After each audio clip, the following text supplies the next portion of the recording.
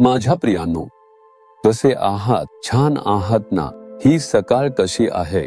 आनंददायक आहे का? तुम्हाला आनंदी राहायचं असेल तर येशू सोबत राहा. तेच खरे आनंद, तेच शाश्वत आनंद आहे. तुम्ही येशू सोबत आहात का? दररोज त्याच्या सोबत चालता का? दररोज त्याच्याशी बोलावं लागते. तो काय सांगतोय ते लक्षात घ्यावं लागते. ठीक आहे, या दिवशी प्रभू काय सांगतोय? प्रभूचे वचन काय सांगते? कधी कधी प्रभू थेट आपल्याशी वचनाद्वारे बोलतो. कधी कधी तो देवाच्या सेवकांच्या अनुभवातून आपल्याशी बोलतो.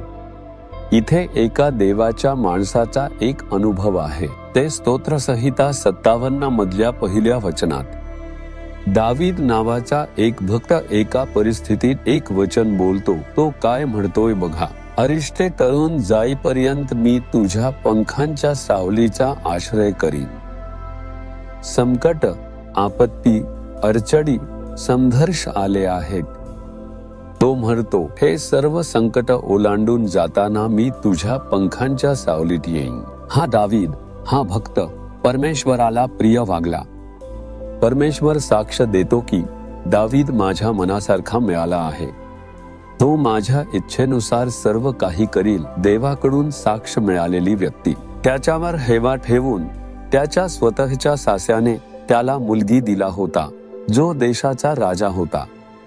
तो म्हणतो, याला मारून टाकायला हवं असं सांगून दावीदला ठार मारण्यासाठी शोध घेतो. संपूर्ण सैन्य त्याचा शोध घेत आहे. देशाचं सैन्य त्याच्या मागे, आणि तो या सर्वांपासून वाचून गुहेत लपला आहे. तेव्हाच तो हा स्तोत्र लिहितो. प्रभू, माझ्यावर संकट आली आहेत, अडचणी आल्या आहेत. माझ्या जीवावरच संकट आलं आहे. ते फक्त पार करावं म्हणून मी तुझ्या पंखांच्या सावलीत येऊन आश्रय घेतो.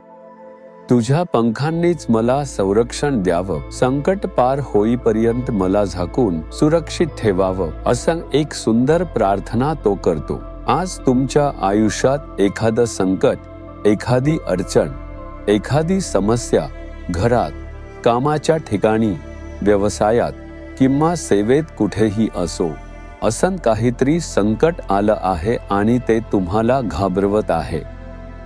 तुमचं सर्व संपले असं वाटणारी परिस्थिती, नोकरी गेली, सर्व संपले, व्यवसाय संपला, सर्व संपले, एक अडचण, तुझं कुटुंब, अशी परिस्थिती आली आहे.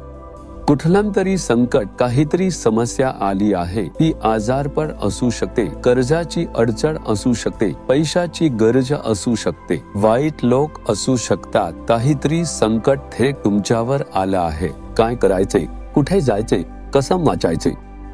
परमेश्वर आपला पंख पसरवून सांगतो, माझ्याकडे ये, माझ्या सावलीत राहा असं सांगतो.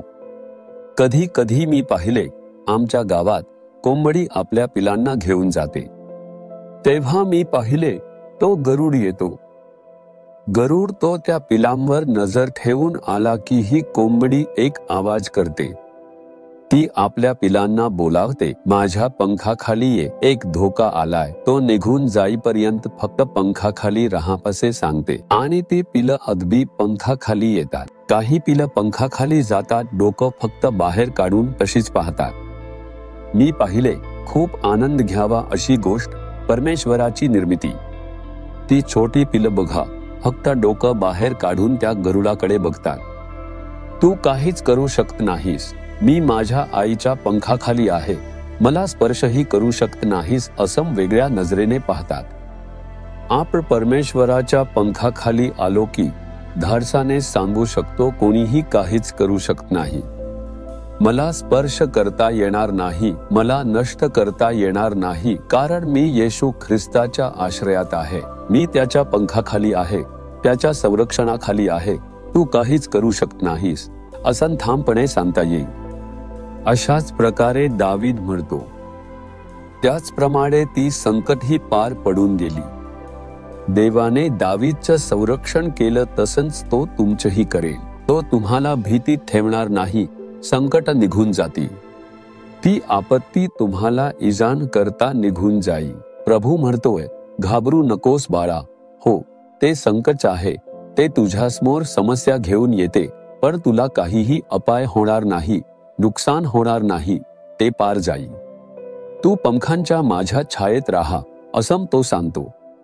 होय प्रभू, मी अगदी अशाच एका धोकादायक परिस्थितीत आहे, असं तुम्ही कबूल करता का? माझं काय होईल? कसम काहीतरी वाईट घडेल का? आपत्ती येईल का? अशी भीती वाटते. मी तुमच्या पंखांच्या सावलीत येतो. माझं तुमच्या छायेत ठेवा, मला जपा. या संकटात मी सुरक्षित राहू दे. हे वाईट दिवस संपेपर्यंत मला संरक्षण द्या. येशूच्या नावाने आमेन, आमेन.